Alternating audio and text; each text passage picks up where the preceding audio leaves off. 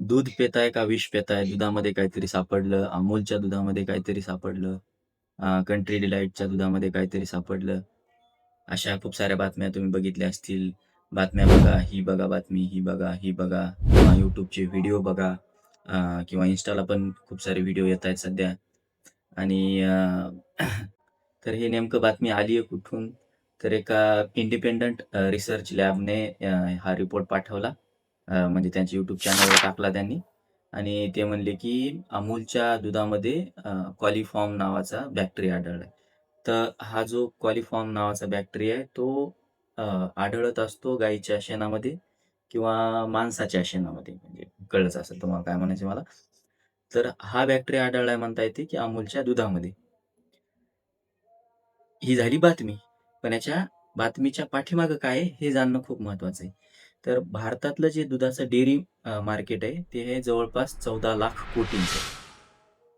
14,00,000 कोटींचं dairy market आहे आणि आता जी ट्रेड डील झाली यूएस आणि इंडियाची, जे डोनाल्ड ट्रम्पने ट्वीट केलं, त्यानंतर मोदीने ट्वीट केलं, की ट्रेड डील झाली वगैरे आणि एवढे दिवस ट्रेड डील का झाली नव्हती? आपल्यावर 25% 50% टॅरिफ पण लागला.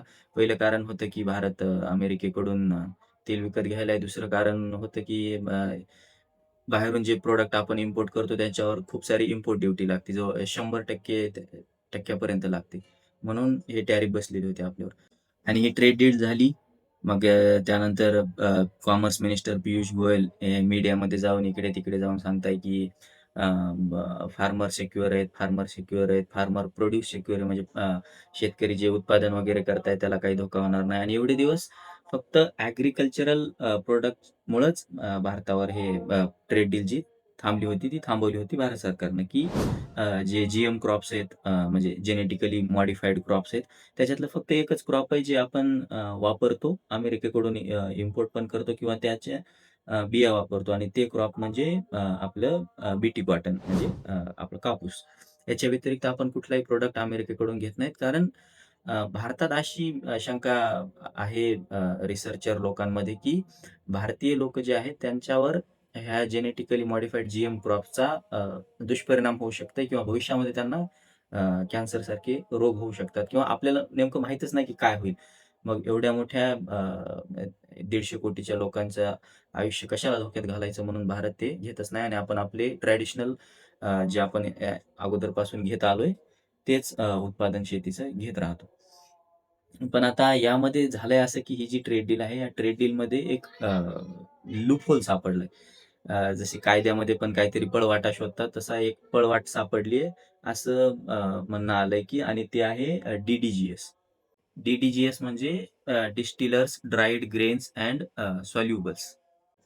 आता याच्यामध्ये काय होतंय, की याच्यामध्ये जे बाय प्रॉडक्ट असते समजा, की आपण सोयाबीनचं तेल काढलं, तर त्याच्यानंतरचा बाय प्रॉडक्ट काय होतं, जे सोयाबीनचे वड्या वगैरे बनतात. अ, अशा प्रकारचे हे जे बाय प्रॉडक्ट निघतात, की किंवा धान्यापासून, गव्हापासून, याच्यापासून जेव्हा दारू बनवली जाते, त्याच्यानंतर जे बाहेर पडतंय, ते झाला बाय प्रॉडक्ट आणि हा बाय प्रॉडक्ट कुठे वापरला जातोय, तर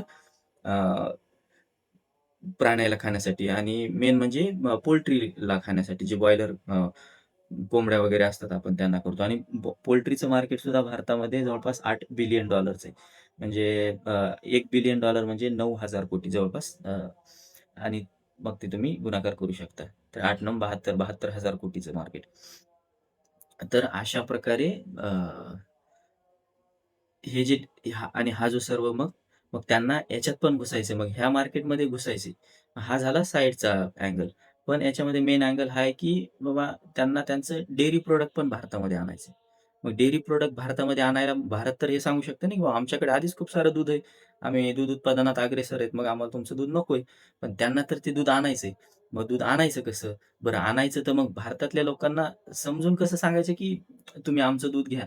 मग आमचं चांगलं आहे हे सांगण्यासाठी कोणतरी आमच्या खाली किंवा कोणतरी वाईट दूध बनवतंय किंवा चांगलं नाही त्याच्यात काहीतरी बॅक्टेरिया सापडतायत. काही दिवसांना आणखी काय-काय सापडेल. काही दिवसांना म्हणतील ह्याच्यातलं फॅटच असं वगैरे किंवा प्रोटीन असे तर त्याच्यात जे काही इन्ग्रीडियंट्स असतील किंवा त्याचे जे कॅलरिफिक व्हॅल्यू वगैरे आहे, ते सर्व टार्गेट करून मगच त्यांचा प्रॉडक्ट विकले जाईल आणि जर तुम्हाला वाटत असेल, की ते असं असं काही करत नसतात, तर इतिहास काढून बघा तुम्ही. तुम्हाला कळेल, की जे डालडा आहे, डालडा हे एक वनस्पतीचं तूप आहे. वनस्पतीपासून बनवलेलं. पण आपल्या इकडं जे तूप खात होतो आपण ते गाई म्हशींचं तूप खायचो. मग वनस्पतीचं तूप जे आहे, ते कसं चांगलं जे की नंतर सगळ्यांना आता कळालंच, की डालडा शरीरासाठी खूप घातक असते. कोलेस्टेरॉल लेव्हल वगैरे वाढतात त्यानं. अ, पण ते विकण्यासाठी त्यांनी अगोदर तशी मार्केटिंग करून डालडा भारतामध्ये आणला होता. आणि याच्यासोबतच दुसरं पण एक मार्केटिंग झालं होतं पोल्ट्रीचं. हे जे बॉयलर पोल्ट्री चिकन वगैरे भेटतं. त्याच्या अगोदर भारतामध्ये जवळपास शक्यतो माणसं एक तर गावरान कोंबडे खायचे किंवा अ, अ, बकरी खायची. पण ते मार्केट डाउन करण्यासाठी मग बॉयलर आणण्यात आलं आणि ते पण कमी रेटवर हे करण्यात आलेलं आहे.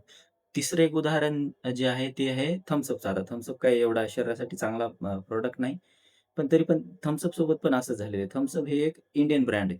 म्हणजे भारतातल्याच एका माणसानं ते बनवला. पण त्यांचं मार्केट डाउन का करावं लागलं? कारण थम्स तेव्हा खूप चालायचा आणि Coca-Colaला भारतामध्ये यायचं होतं. मग आता थम्स मार्केट डाउन केल्याशिवाय Coca-Colaचं मार्केट होणार नाही. मग Coca-Colaवाले काय करायचे, की जे रिटेलरकडं बॉटल्स वगैरे दिल्या जायच्या, त्या बॉटल्स अक्षरशः ते तिथून विकत घ्यायचे आणि डायरेक्ट फेकून द्यायचे. त्याची विल्हेवाट लावायची. मग अशा प्रकारे लोकांना थम्स मार्केटमध्ये दिसेना झाला मग आणि याच्यामुळे अ, मार्केट डाउन व्हायला लागलं. मग मागणी कमी झाली. मागणी कमी झाली, की मग तुमचा बिझनेस पण कमी होणार आणि अशा प्रकारे त्याने थम्स एकदम आर्थिक अडचणीत आणलं आणि त्याच्यानंतर थम्स विकत घेतलं. अशा गोष्टी इतिहासामध्ये घडलेल्या आहेत आणि ह्या आता हेच त्याचं एक उदाहरण आहे आणि हे आता पुढे पण घडत राहणार आहे. तुम्ही आता फक्त बातम्या बघत राहा. तुम्ही आता पाहाल की नवीन-नवीन कुठल्यातरी रिसर्च लॅबनं एखादा रिपोर्ट पाठवला.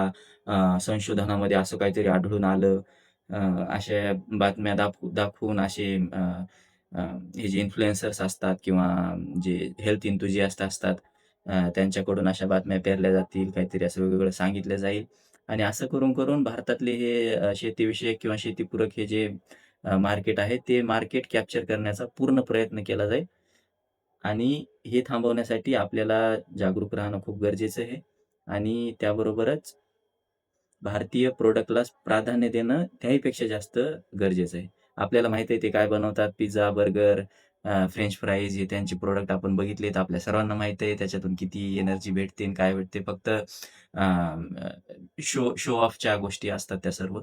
त्याच्यातून काही आउटपुट भेटत नाही. ती काय आपल्या शरीरासाठी चांगल्या गोष्टी नाहीत. पण हे असंच करून इतिहासात पण यांनी मार्केट असंच कॅप्चर केलेलं आहे आणि भविष्यात पण हेच करणार आहेत. त्यामुळे सतर्क राहा. भारतीय प्रॉडक्ट्सला प्राधान्य द्या. आणि काही अपडेट असेल तर मी पुढच्या व्हिडिओमध्ये तुम्हाला कळवीन. व्हिडिओ चांगला वाटला असेल, व्हिडिओ क्वालिटी थोडीशी खराब आहे. मी जरा नवीन आहे YouTubeवर. पण ज्ञानाच्या बाबतीत नवीन नाहीये. व्हिडिओ क्रिएशनच्या बाबतीत, कंटेंट क्रिएशनच्या बाबतीत नवीन आहे. व्हिडिओ आवडला असेल तर नक्कीच फॉलो करा. जय हिंद, जय महाराष्ट्र.